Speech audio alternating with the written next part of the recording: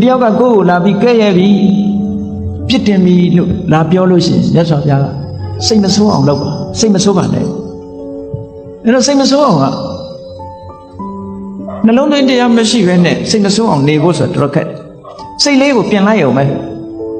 စိတ်လေးကိုပြင်လိုက်ရုံပဲသူပြောတဲ့တွေကိုအတိမမပြုတ်ဘူးလေအတိမမပြုတ်လက်မခံပဲနေတာမြတ်စွာဘုရားကတစုံတစ်ယောက်ကလာပြီးတော့ဆဲတယ်ဆိုလို့ရှိရင်ပုံနာကြီးတစ်ယောက်ဆဲတော့ကမြတ်စွာဘုရားဥပမာပေးတာရှိတယ်ပုံနာကြီးတစ်ယောက်ကဘုရားကိုဆဲတယ်ဆဲတာမှရိုင်းရိုင်းပြပြဆဲတာမျက်နာကိုကြည့်ပြီးတော့ရိုင်းရိုင်းပြပြဆဲတာမြတ်စွာဘုရားကလက်မခံဘူးဒီတိုင်းပဲနေတယ်အသာလေးတုံ့ပြန်မှုမပြုတ်ဘူးဆဲလို့အားရသွားပြီဆိုတဲ့အခါမြတ်စွာဘုရားကသူ့ကိုမေးခွန်းထုတ်တယ်မင်းအိမ်မှာမိတ်ဆွေသင်္ကားတွေလာတဲ့အခါမုံပဲတေစာတွေနဲ့လက်မခံဘူးအဲ့မခံဘူးလားလို့ဆိုအဲ့ခံတယ်အဲ့ဒီမုံပဲတေစာတွေကိုအဲ့တဲ့ကစားမသွားရင်ဘသူဟာလဲလို့ဆိုဒါအဲ့ခံတဲ့လူအိမ်ရှင်ရဲ့ဟာပဲပေါ့အဲ့ဒါလိုပဲမင်းကငါ့ကိုဆဲရေးချင်းဖြစ်အဲ့ခံတယ်ငါလက်မခံဘူးအဲ့တော့ဆဲရေးတာမှန်တယ်ဗျမင်းဟာဒီပဲငါလည်းမဆိုင်ဘူးဆဲတဲ့လူကိုပြန်ဆဲလို့ရှိရင်လက်ခံရရောက်တယ်သူဟာကိုအတိမပြုတ်လိုက်ရရောက်တယ်ဆဲတဲ့ပုဂ္ဂိုလ်ပြန်မဆဲပဲနေမှသူကအတိမမပြုတ်ရရောက်တယ်ကိုယ်စီမရောက်လာဘူးအတန်ရောက်တာပဲရှိတယ်ကိုယ်စိတ်ကိုလှုပ်ရှားအောင်လုပ်နေမုံတိုင်းကြီးဘလောက်ပြင်းပြင်းတောင်ကြီးသည်မလှုပ်တယ်လို့ပဲ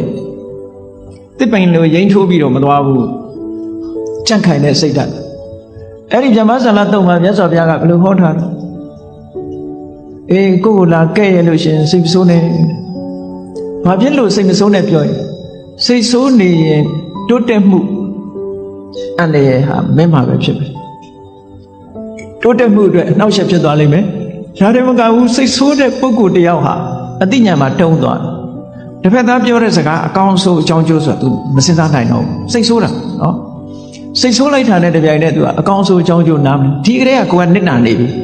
အဆဲလဲခံရသေးတယ်အကဲ့ရဲ့လဲခံရသေးတယ်ကိုယ့်ရဲ့ရင်ထဲနှလုံးထဲမှာလှုပ်ရှားပြီးတော့အကောင်းဆုံးအကြောင်းကျိုးသိတတ်တဲ့အသိပညာလဲကိုယ်မှာမဖြစ်ဘူးဆိုကိုယ့်ရဲ့ဆုံးရှုံးမှုတွေဒီမှာပဲရှိနေပြီအဲ့ဒါကြောင့်မြတ်စွာဘုရားကတုံမန်ယေဝတ္တတေနအန္တရာယော